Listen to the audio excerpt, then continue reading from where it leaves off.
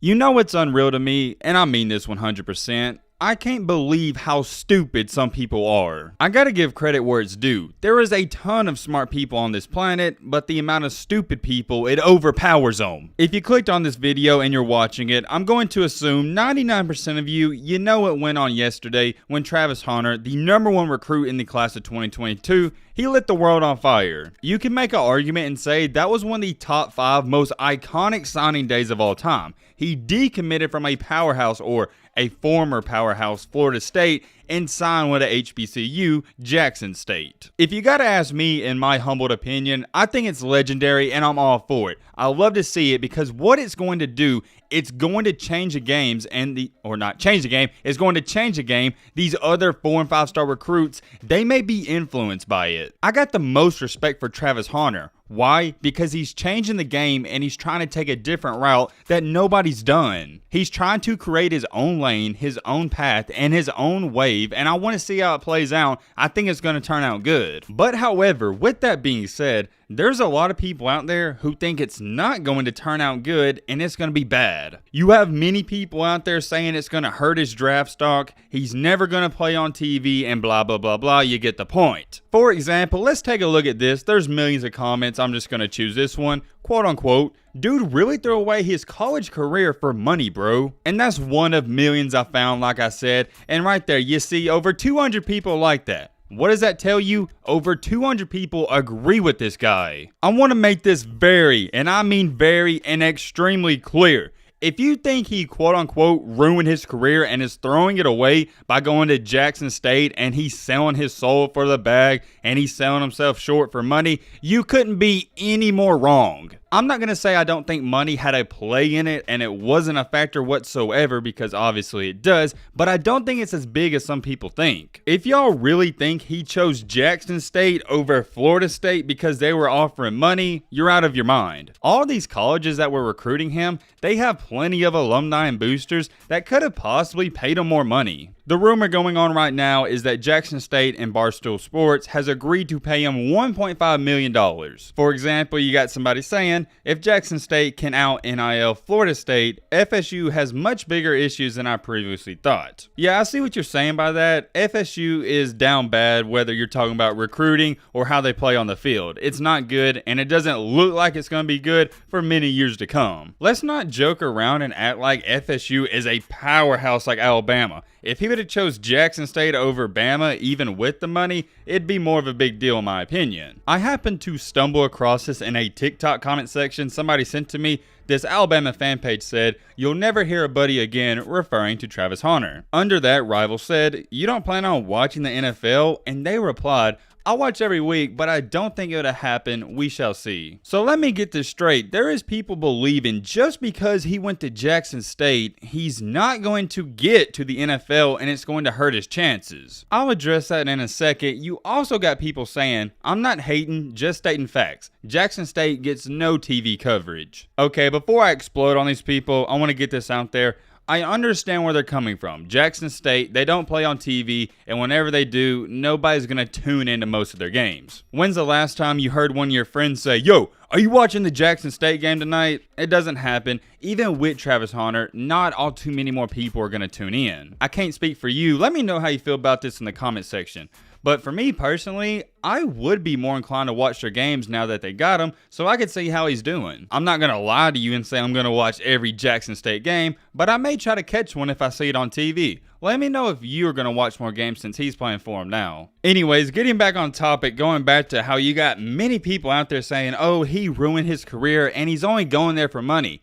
Do you not understand and realize who his head coach is? It's freaking Deion Sanders. I'm tired of seeing this false narrative of people thinking you gotta only go to Alabama, Georgia, Ohio State, Texas A&M, Clemson to get to the NFL, and that's the best path. I'm sure a lot of you know this, but even if you are a 5-star recruit, it's going to be hard for you to see playing time in your first season. Just because other people go to Alabama doesn't mean it's a great fit for you. Just because other people go to Florida State doesn't mean it's the right fit for you. Jackson State may be the right fit for Travis Hunter, and that's how he feels. schools. All these top recruits shouldn't be bullied into believing they gotta go to a major D1 program to be successful. There's many Division II athletes and even some D3 athletes in the NFL. You shouldn't go to the best college, you should go to the best fit for you, and I firmly believe that. So for you people thinking, oh, he didn't go to Alabama, he's not gonna get to the NFL, you are so insanely stupid and it blows my mind. If you believe that or say that, that proves and shows to me you know nothing about the game. And what I mean by the game, I'm talking about the real game. Deion Sanders is one of the greatest defensive backs all time, and guess what position Travis Hunter plays? Defensive back. So who would be a better coach for him personally one-on-one than Deion Sanders himself? For example, I'm sure Nick Saban, he could have coached him up just fine, but it's hard to argue that Nick Saban could coach him better at his position than Deion Sanders. Travis has also made it clear he wants to play both sides of the ball, so he's also going to be playing wide receiver sometimes. Do you think if he went to Florida State, Alabama, or Georgia, they let him do that? I don't think so. Going back to Jackson State not playing on national TV, yeah, sure, maybe they don't play on ESPN or CBS every night and it's not going to be a primetime game, but these NFL scouts, they can find film on him. It's not like the scouts aren't going to see any film of him whatsoever. It's not the 1970s. If you don't play on CBS or ESPN, you can still find film and watch the games. Will going to Jackson State hurt his draft stock whatsoever? I don't think so. Not even a chance. Whoa, hold